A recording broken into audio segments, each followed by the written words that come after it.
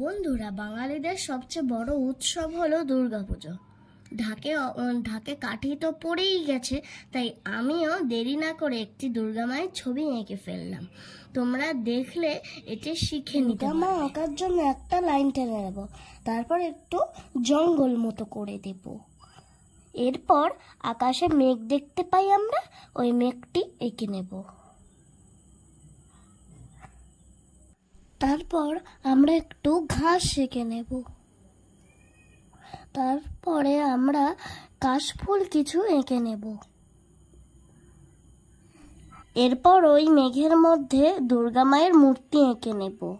তো বন্ধুরা, এই ভিডিওটি তোমাদের কেমন লাগলো অবশ্যই কমেন্ট করে জানাবে ও আমাদের চ্যানেলটিকে সাবস্ক্রাইব করবে ও সাপোর্ট করবে।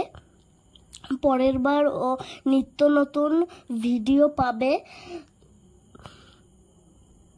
তো আজকের মতো টাটা, থ্যাংক ইউ।